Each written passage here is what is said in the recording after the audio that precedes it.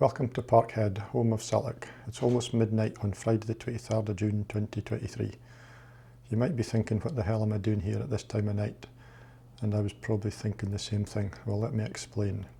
Next Saturday, that's the 1st of July, Treble winners Celtic will head north to face their biggest challenge of the season against Treble winners Fraserburgh of the Highland League.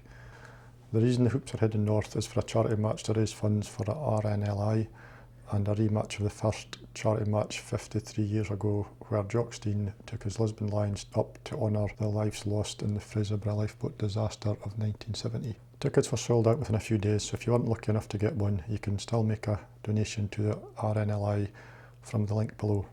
So the plan or challenge is to bike between the grounds of Celtic and the Broch. According to Google Maps, it's around 210 mile. Might be a bit much for one day, so I better get going and see how far I get. The first goal is to navigate through Glasgow at this ungodly hour and bike along the canal to Falkirk in the dark without falling in.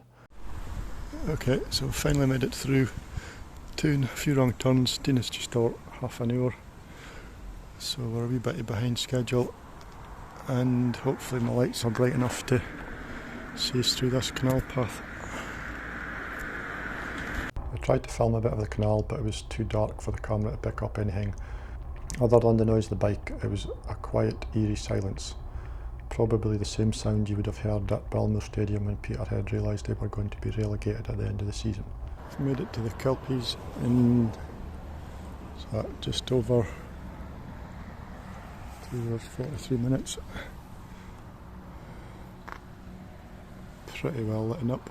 Ooh, changed colour as well. I always got to stop at a Falkirk wheel, but it was a bit dark kind. Okay, just about across the Firth of Forth.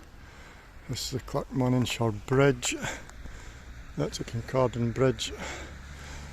And we go for 3 hours and 20 minutes. And we've run again 54k, so better get going.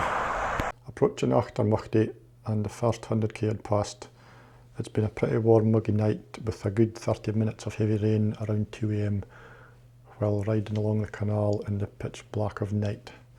Still nothing compared to what the lifeboat crews go through on every call out they get.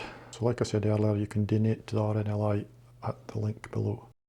I finally made it to the Tay Bridge 8 hours and 10 minutes after leaving Celtic Park. Weather was much better now the sun was up and I was starting to dry off and melt in the heat with all the layers I had on. At Carnoustie, I had hit the 100 mile mark and only a few miles to go, where I had arranged to meet up with my dad and swap bikes. It was 9:40 when I arrived in Arbroath, so it took me 9 hours and 41 minutes to get here as I left 1 minute before midnight.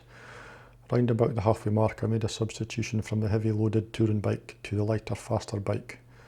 In football terms, it would be like taking off a slow, heavy donkey centre half and putting on a nippy striker.